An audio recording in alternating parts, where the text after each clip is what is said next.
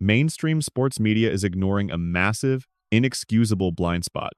Just look at any major television network right now. Flip through any sports publication and you'll find the same lazy, surface-level headlines. They focus on box scores. They obsess over every single missed shot. They'll invent drama where none exists. But they are missing the real story entirely. They aren't connecting the dots on the most vital narrative in women's pro basketball. Over the last 72 hours, Caitlin Clark has quietly dropped 5 massive, revealing bombs across several post-game press conferences. She admitted 5 things that piece together like a complex tactical puzzle. They provide a brutal and honest look inside the Indiana Fever since the season started. Welcome back to WNBA Pro. We aren't just reading headlines. We're reading between the lines to decode the Clark truth dump, analyzing her mental hurdles and her newfound voice with referees. We'll look at her accountability for fouls, and Coach Stephanie White's technical offensive directive that changes everything we thought we knew about this roster. When you're the face of a league with a $3.1 billion deal, every word matters. Today, we're breaking down every syllable. Hit subscribe, turn on notifications, and smash that like button so the algorithm knows you want real basketball analysis. Let's get straight to the facts. Think about the rarity of what happened these last 3 days. Most pros are heavily media trained. They speak in cliches. They give non-answers to avoid making any headline news. But Caitlin Clark just tossed that PR playbook away.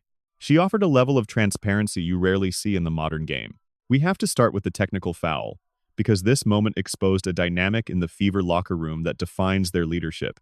Let me set the scene. The Fever just survived a brutal game against the Los Angeles Sparks. The final buzzer echoed through the arena. Clark, fueled by that competitive fire, was furious over a call the officials missed. She gave the refs a piece of her mind. A whistle blew technical foul right at the buzzer. Now, cut to the post-game press conference. Reporters are circling like sharks, waiting to attack the story of a frustrated young star. Someone asks about the technical. What's the team's take?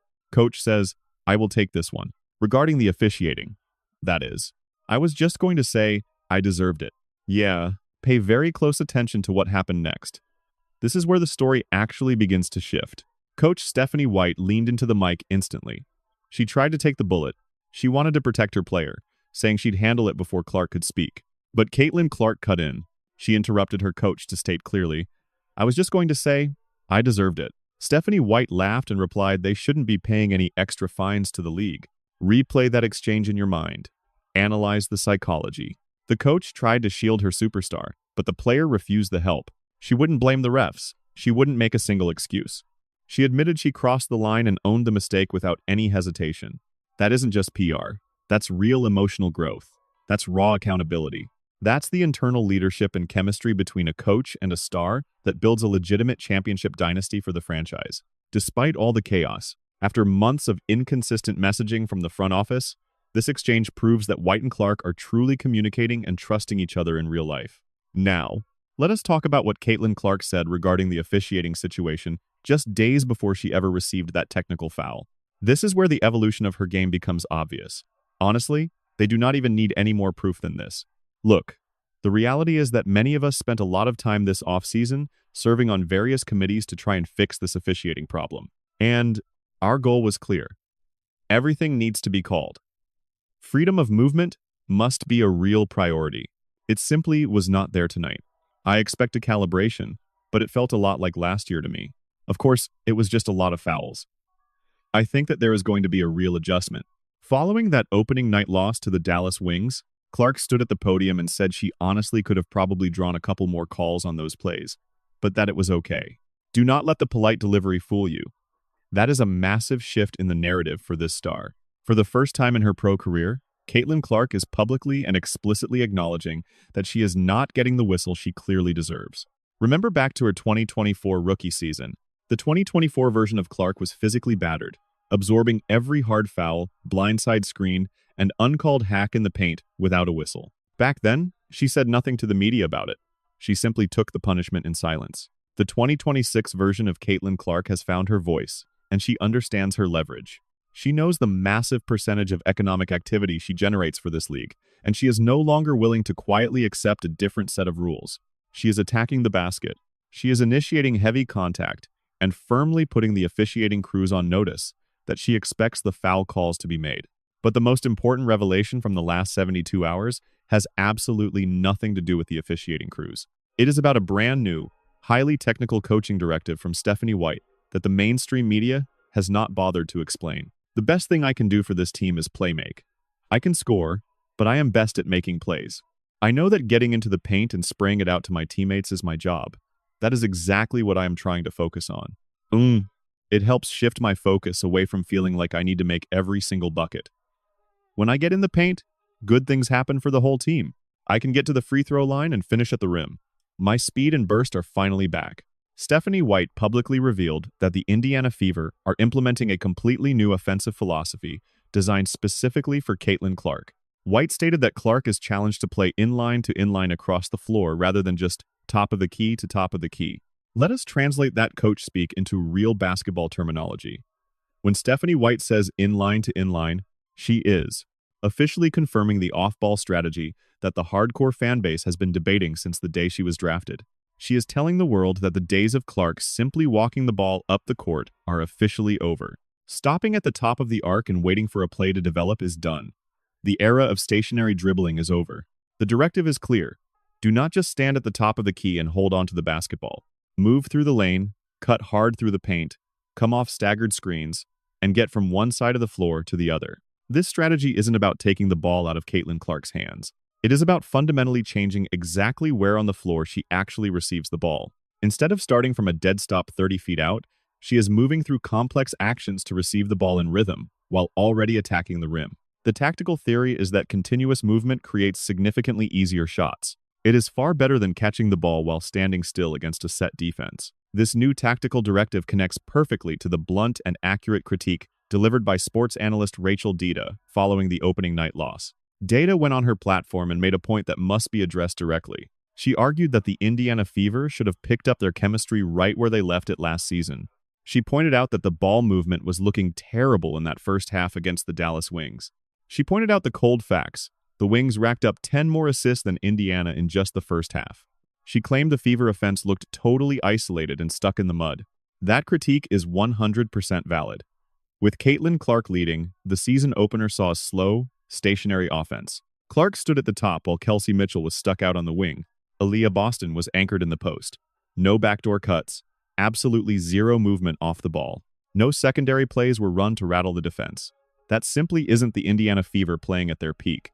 At their absolute best, the Fever play with flow. A beautiful motion offense where Caitlin Clark's gravity pulls defenders away, opening up huge driving lanes for everyone else on the court. Stephanie White knows it, and Caitlin Clark knows it too.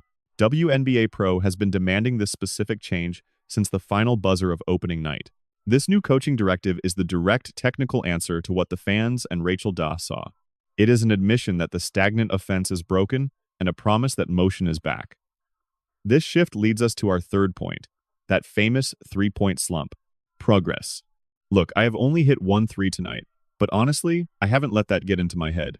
I clearly haven't shot as well as I wanted to during these first 2 games. My shot feels great, and I know it's close. I haven't let it mess with my focus through these opening games. The best thing I can do for this team is be a playmaker. At the end of the day, I can score. I can hit threes, but my biggest strength is making plays for my teammates. I know that for a fact. Getting into the paint and finding my open teammates is really where I'm trying to put all my focus right now. Now, we have to look at these statistics objectively. Caitlin Clark is shooting just 3 for 16 from beyond the arc over her first 2 games. That is barely 18.75% for a player who hit 40% from deep at the qualifiers, only 2 months ago. After spending her offseason perfecting her form with world-class shooting coach Brandon Payne, 18.75% is alarming. But context is everything in pro sports. Against the Dallas Wings, she had to force tough shots against a top-tier defense. Same story with the Sparks. She was forced into desperate, contested looks late in the shot clock because the offense simply ground to a halt. If you study the film, her mechanical release actually looks incredibly clean. The form itself isn't broken. It's the rhythm and energy transfer from her legs to her shooting pocket that's visibly off. That's a fixable problem. That is just rust, not some total, catastrophic collapse of her fundamental basketball skills.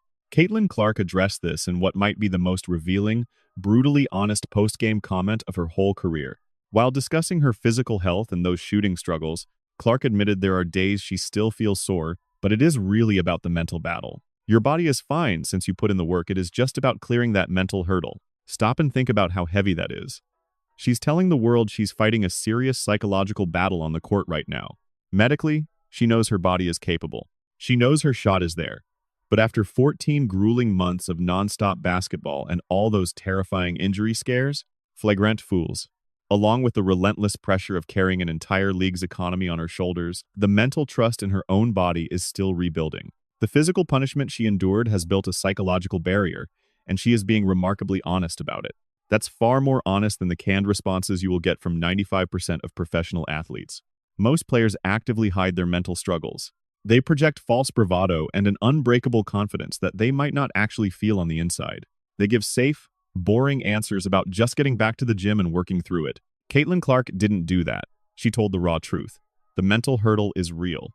She admitted she is grinding through the recovery, and she delivered the news without fishing for any sympathy from the media.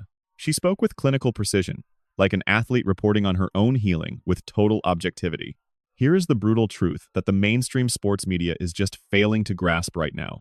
Over 72 hours of post-game press conferences, we got 5 massive pieces of information from Caitlin Clark and Stephanie White. Number 1, her body is healthy, but the mental battle to trust herself again is still very much ongoing. Number 2, she is convinced she deserves more calls at the rim, and she is not afraid to say it anymore. Number 3, she holds herself accountable when she crosses the line with the officials, showing elite leadership in the process.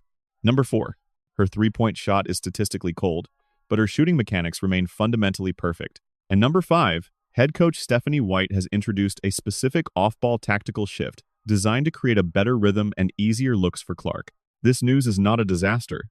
It does not mean the sky is falling for the team in Indiana. In fact, all of this is completely fixable. Despite the documented shooting struggles, the mental hurdles, and the brand new offensive system, Caitlin Clark is currently averaging 22 points and 7.3 assists per game. Let that sink in. Inside what everyone calls a slump, she is dropping 22 points and over 7 assists a night. Her elite playmaking is totally intact. Her locker room leadership is growing fast, and the honesty she shows the fans is unlike anything we have ever seen before. WNBA Pro will keep connecting these dots for you, studying the quotes and film to give you the raw truth that nobody on major television is willing or able to provide. This is WNBA Pro. Hit that subscribe button for logical analysis that beats the lazy headlines. Leave your own take in the comment section right now. Is this three-point slump a real long-term worry, or just early season rust while she clears a mental hurdle? Do you think Stephanie White will fix this stagnant offense with her new system? I want your predictions down below. Hit the notification bell because this basketball season is only just warming up. The stakes are at an all-time high and the storylines are only getting bigger. We will see you on the Botcake. Next.